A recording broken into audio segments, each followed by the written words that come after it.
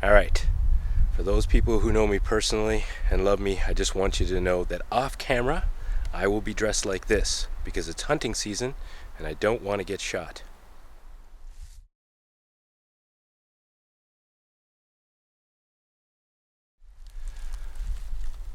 Can you see that bundle on my back there? That's what I'm testing out on this overnight test hike. In there, I've got everything I think I need for a night in the wilderness wrapped up in a wool blanket. So this is going to be my version of wool blanket camping. Now I think when you get some new gear or you have a new idea, you can only play around with it for so long in your living room, garage, or even your backyard to try and evaluate whether or not it's going to be good.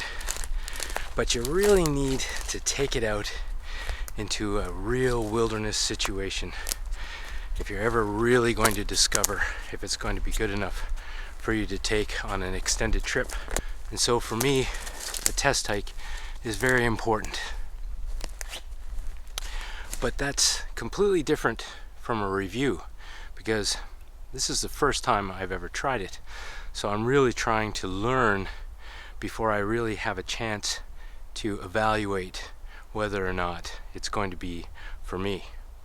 For example, already I'm finding that these straps right here are a little thin and are biting into my shoulders. So on a long trip, a long hike through the bush, it's not going to be very comfortable. It's that kind of thing that you really can't truly understand wandering around your backyard. Now, there's about 20 pounds of gear in this bundle right here, and that's about as minimalist as I've ever tried to camp overnight. So I'm pretty excited to try this out. Now some of you are going to notice right away this outer blanket is not wool, and you're right. First thing, they were calling for a bit of rain today and I wasn't sure if I'd make it into camp. And there's no pack cover for this, so I didn't want my wool blanket to get wet. So I wrapped it up in my poncho liner or ranger blanket. And the second thing is, it's going to be a lot colder than I expected it to be when I planned this trip. They're calling for -2 Celsius. So this synthetic blanket is going to hopefully save my butt if it turns out the wool blanket isn't as warm as I expected. Yeah, that sky is looking pretty dark behind me, so the first thing I need to do is get my tarp up. Okay, so there is my ridge pole and my 2 camp cot poles all cleaned up and ready to go. And here I've got my 2 tripod poles cleaned up and ready to go. And with any luck, this is how I'm going to spend my night in the wilderness.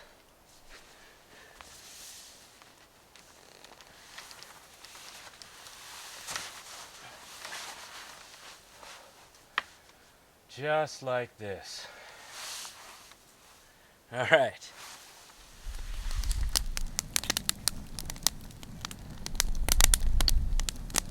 So I'm testing out this new cook system. And it's solo alcohol stove with the Bushbox Ultralight. So far so good. I'm going to be having some chili macaroni with beef. So this will be the first meal that I've cooked on this little kit. Oh, it got dark really fast this time of year. It's crazy how dark it gets so early. Now dinner's over, so I put the food back in the fridge.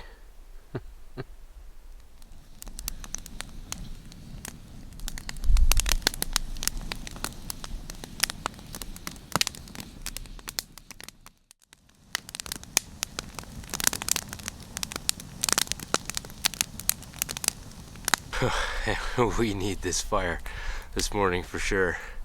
It is cold.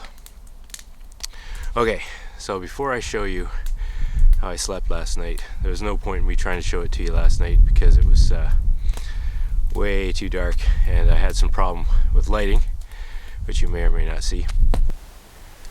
Firefly, low, medium, high, turbo. What happened to turbo?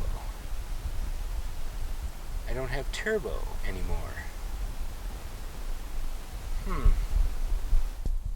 Anyway, I couldn't afford to purchase a 100% wool blanket.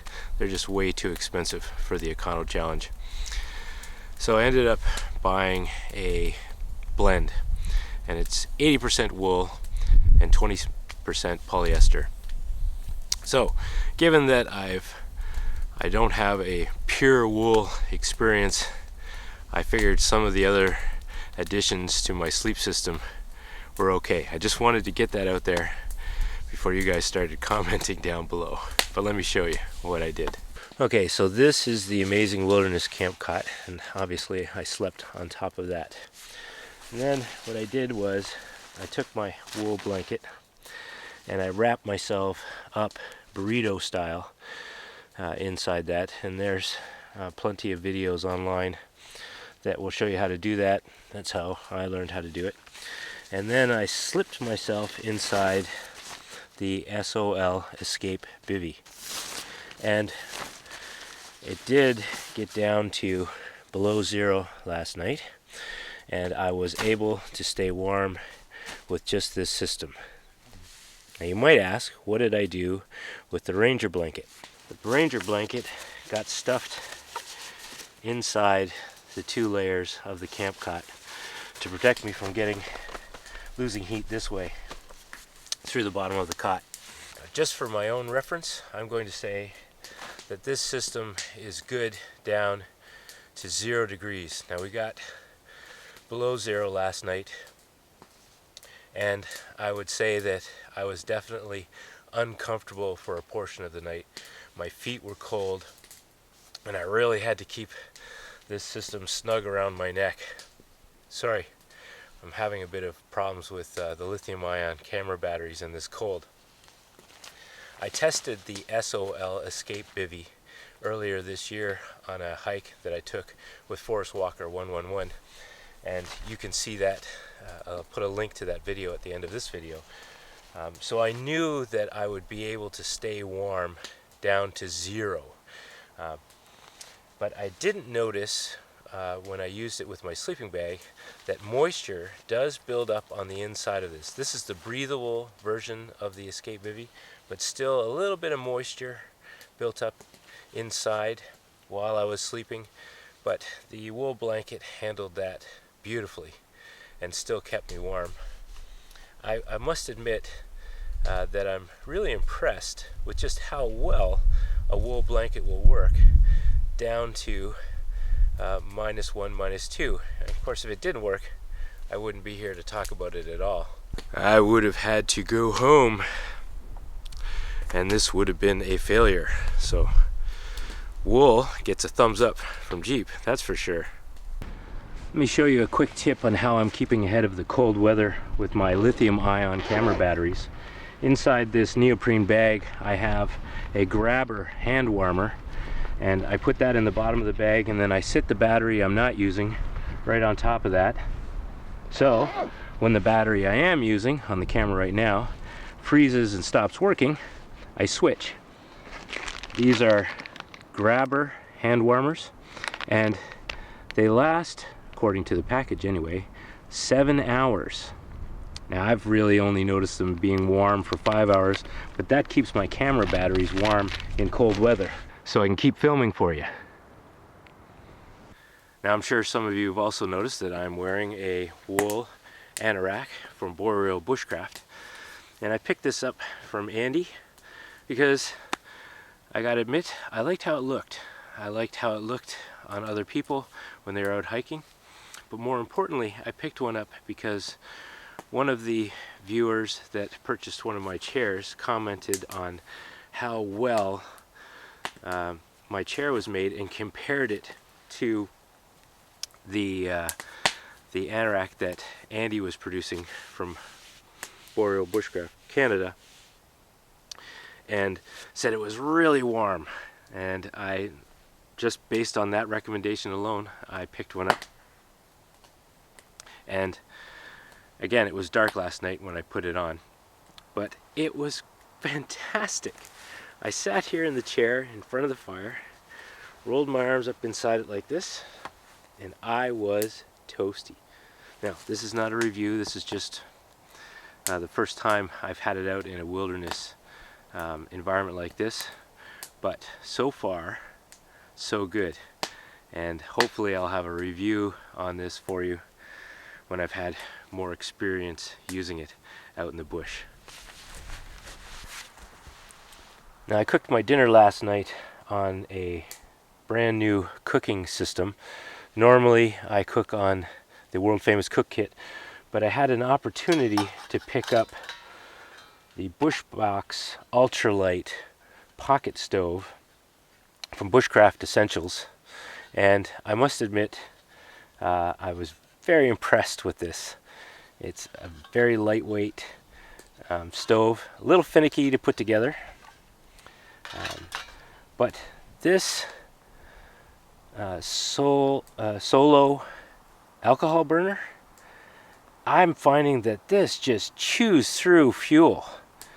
I'm gonna do some testing on this when I get home so that I can give you some more information about it, but it appears that I'm going through fuel a lot faster than I went through fuel with my pop can stove. So I don't know how impressed I am with that, but we're gonna cook up some breakfast. So now it's off to the fridge to pick up my food.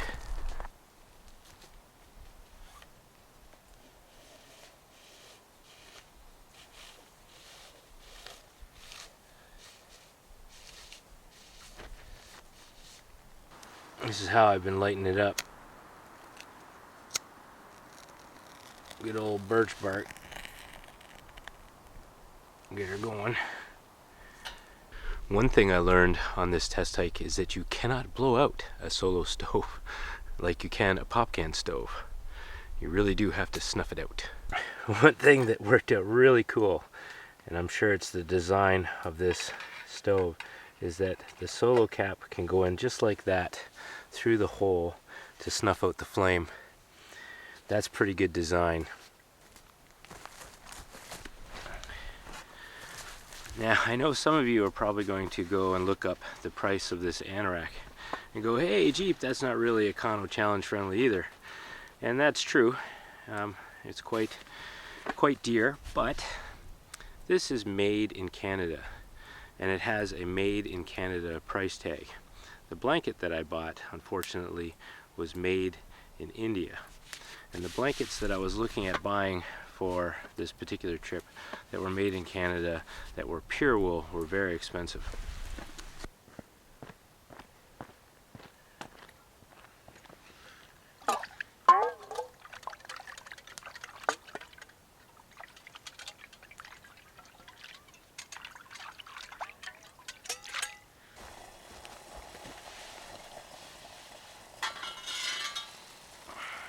A viewer asked me if I'm still using coffee bags to make my coffee in the morning.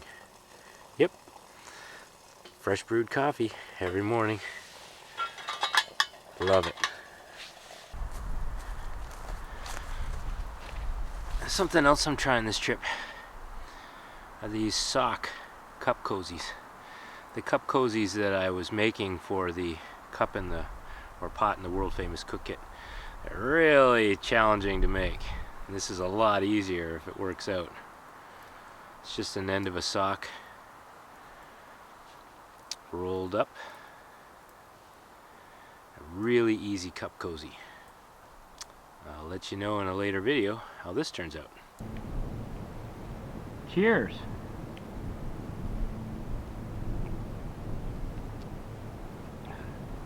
Okay, it's finally warm enough I can show you the base layer that I slept in.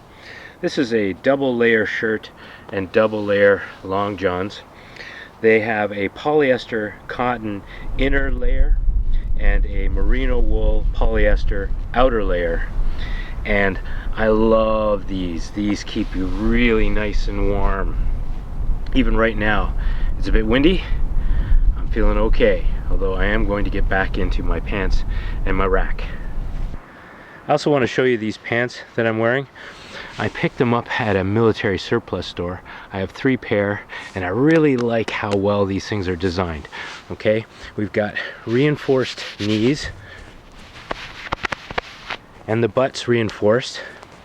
The pockets have zippers, and they open up and close down. And the same thing is true for the fly. It may look like my fly is open, but it's actually closed. The zipper goes down to close. And for some reason, I don't understand why all pants aren't that way, because then we would never have that, hey, your fly is open. They were $20 each, and they are very warm. And because they're synthetic, they're also quick dry. The sun's finally made it over to this side. Fantastic. All right, this has been an EconoChallenge test hike. I'm really glad you guys came along and joined me. I hope that there was something in there that inspired you, and I really want to say thank you very much for watching, and thank you for your support.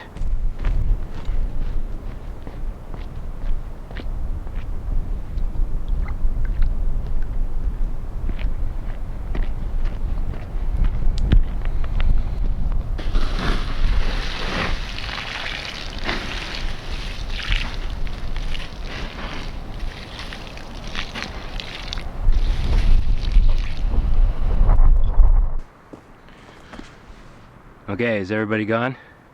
I really love doing this at the end of my videos because I know you guys that are still watching are supporters of my channel, and I thank you. So, I want to have a little contest.